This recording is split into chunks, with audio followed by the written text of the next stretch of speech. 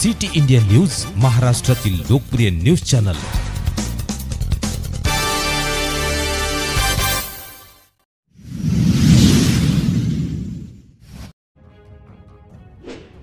केंद्रीय मंत्री रक्षा खडसे अधिकाऱ्यांच्या आढावा बैठकीत महावितरणाला धरले धारेवर।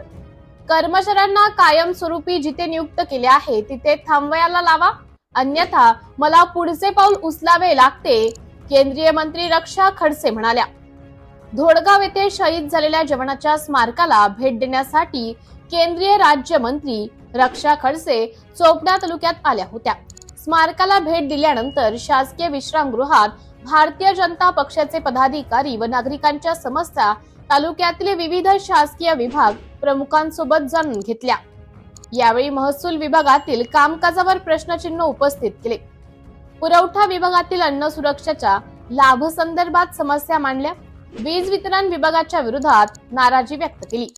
यावेळी केंद्रीय राज्यमंत्री रक्षा खडसे यांनी घेतलेल्या बैठकीत तहसीलदार भाऊसाहेब थोरात, कृषी अधिकारी दीपक साळुंके, प्रभारी गट विकास अधिकारी विसावे, नगरपालिकेचे मुख्य अधिकारी राहुल पाटील, महावितरणाचे अधिकारी यांच्यासह भाजपाचे आत्माराम म्हाळके, चंद्रशेखर पाटील, कांतीलाल पाटील, नरेंद्र पाटील यांच्यासह भारतीय जनता पक्षाचे विविध पदावर असलेले पदाधिकारी, कार्यकर्ते, नागरिक मोठ्या संख्येने उपस्थित होते।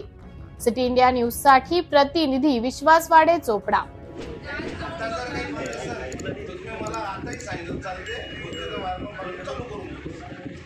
जाऊन बघा लगेच आणि ते चालू करायला लावा। सगळे वायरमन नोटीस काढा, सगळ्या गावांमध्ये वायरमन पाहिजे पाहिजे आता ठीक आहे। त्यांना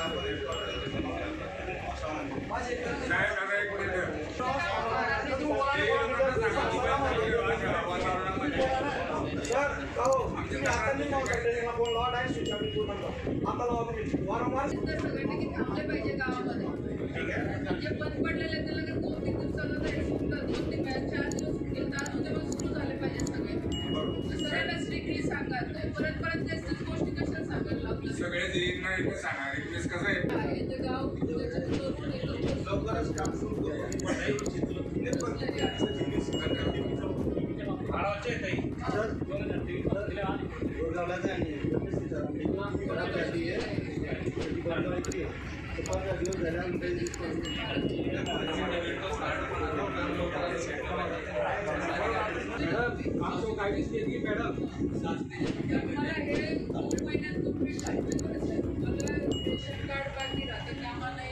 आधार कार्ड असेल, इलेक्शन कार्ड असेल, सिलेंडर असेल, हे सगळं करून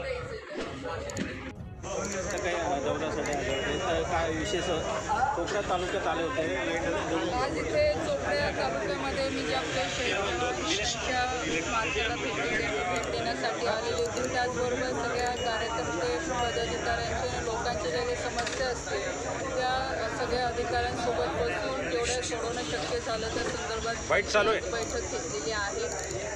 कारण की आपल्याला सगळ्यांना माहिती आहे की आधीपासून मी आपल्या तालुक्याला भेट देत असते, तर मंत्री झाल्यामुळे बऱ्याचशा इतर राज्यांना पण मला जावं लागतं, म्हणून आता आज चोपड्यामध्ये सगळ्या कार्यकर्त्यांच्या, पदाधिकाऱ्यांच्या, आपल्या सगळ्या जनतेची भेटीसाठी आज मी आले।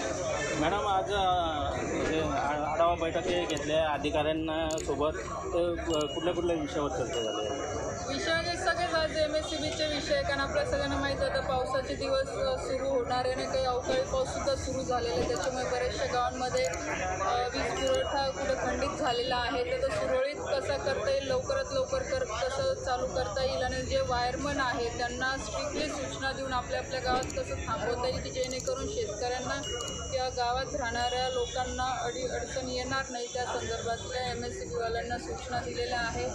जे आदिवासी गावं आहेत ते आता केंद्र सरकारच्या धरती आबा ह्या योजनेत समावेश झालेला आहे। त्याच्यात आपल्या चोपडा तालुक्यातली गावं आहेत आणि त्या गावांना सगळ्या सुविधा प्राधान्याने सगळ्या पोचवायच्या आहेत। त्यासाठी जिल्हा स्तरावर आमच्या 2 बैठका झालेल्या आहेत, त्या संदर्भातलाही मी आढावा घेतला आणि ते येणाऱ्या 2-3 महिन्यामध्ये सगळ्या आदिवासी गावांपर्यंत रेशन कार्ड पासनं तर गावातले रस्ते असतील सगळं शासनाच्या माध्यमातून सुविधा पोहोचल्या पाहिजे ह्यासाठी सुद्धा आज आढावा घेतला. मॅडम 2022चे जे पीक विमा आहे त्याचा निधी आता शेतकऱ्यांच्या खात्यावर या टाकले. कोणता विमा?